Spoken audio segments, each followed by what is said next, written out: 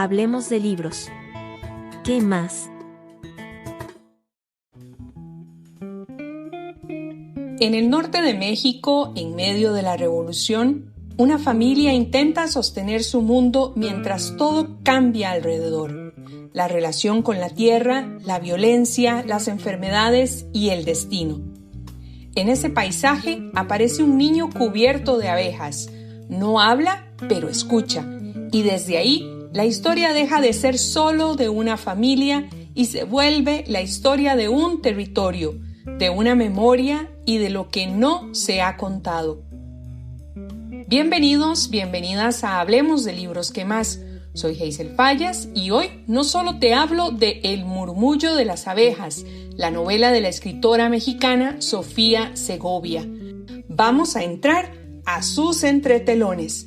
A propósito de la edición de 10º aniversario presentada en la FIL Guadalajara, con ilustraciones de Gabriel Pacheco y prólogo de la escritora chilena Carla Gelfenbein.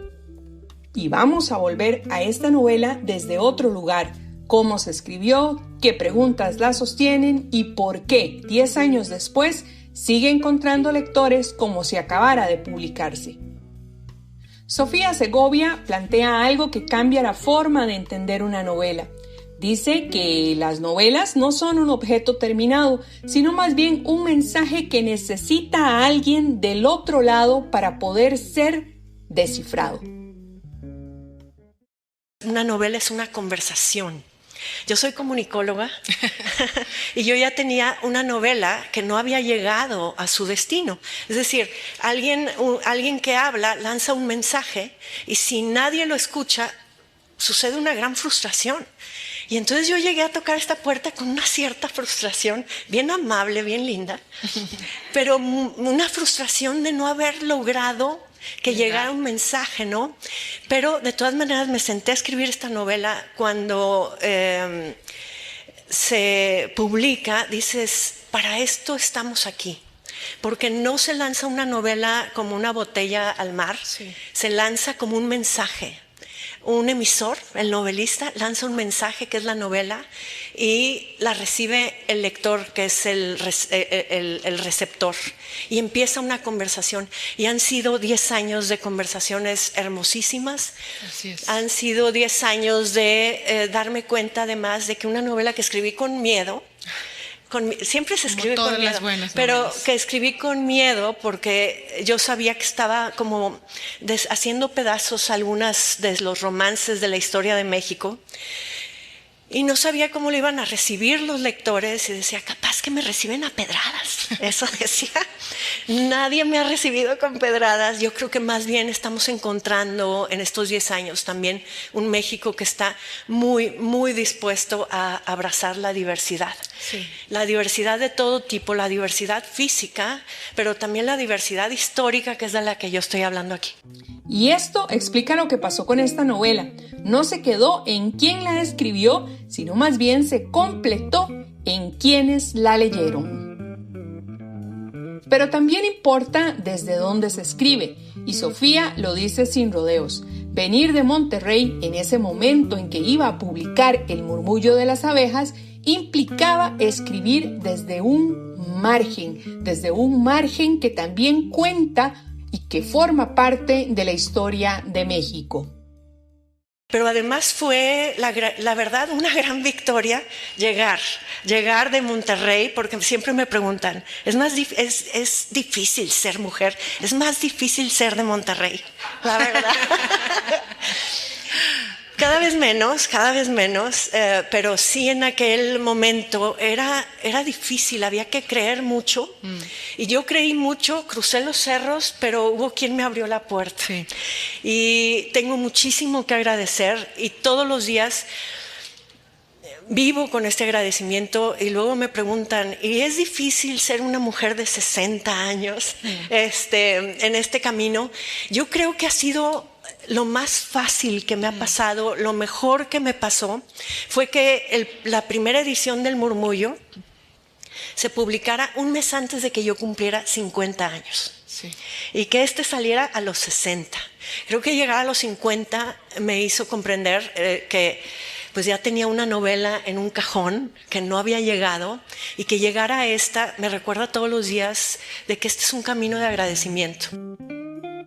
Y ahí empieza otra capa del libro, la necesidad de contar lo que no suele entrar en el centro del relato, en ese centro oficial de la historia.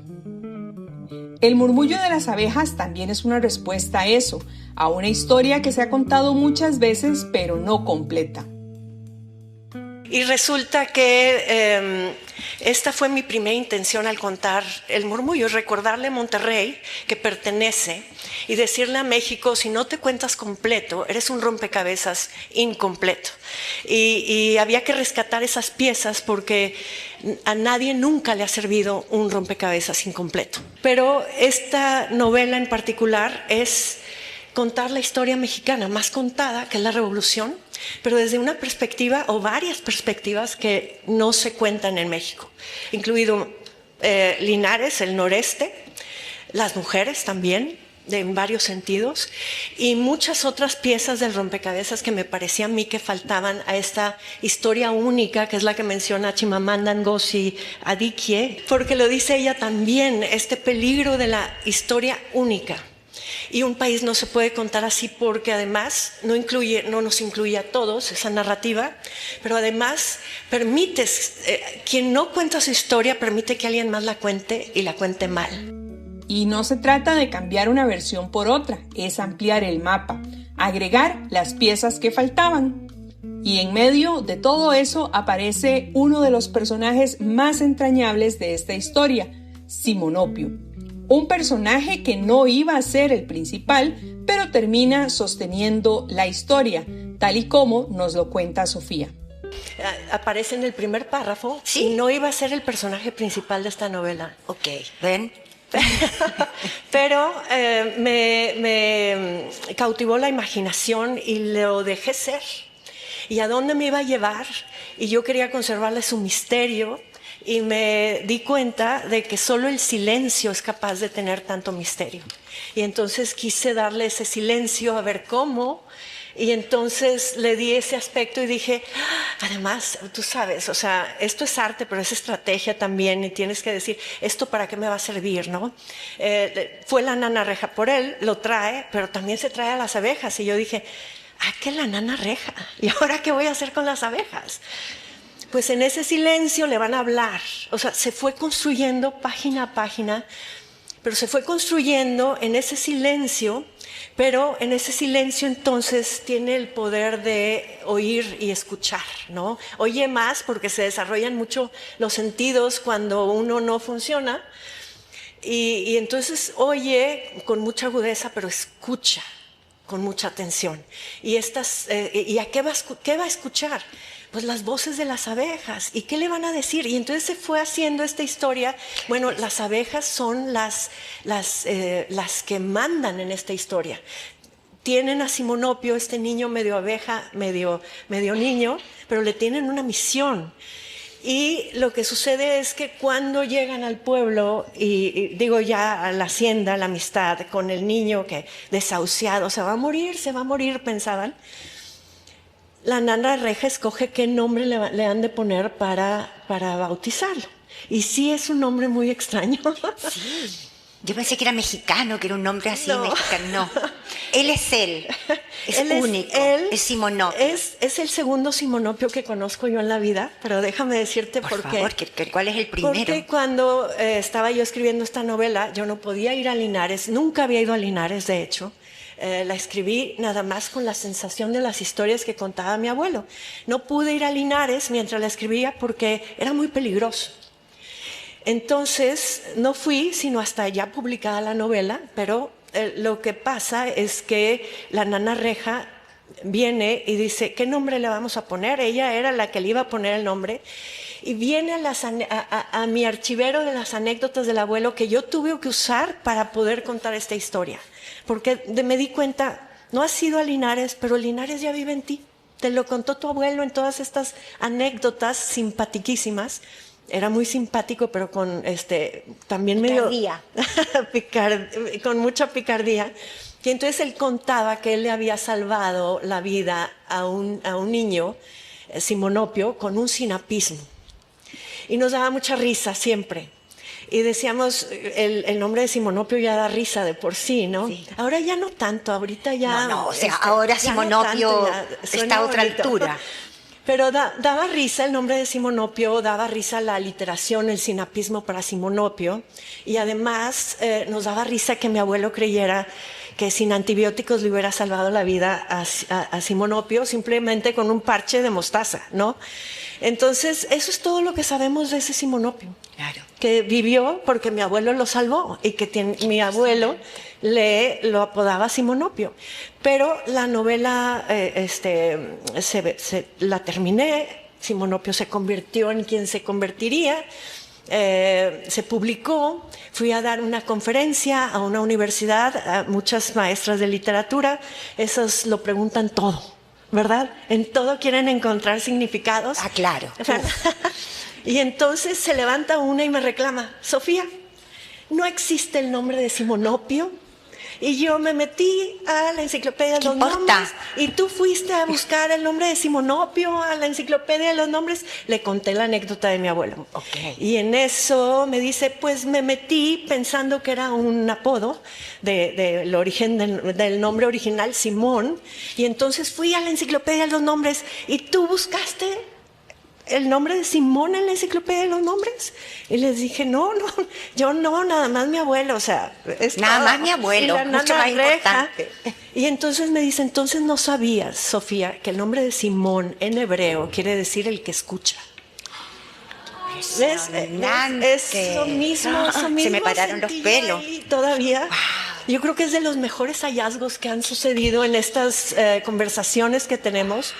Ese hallazgo me impactó como hay yo que soy tan intuitiva, instintiva para escribir, le hice caso a la Nana Reja y de ahora en adelante ya le llamo a mi tripa, porque siempre digo que escribo con la tripa, sí. Ya le llamo Nana Reja.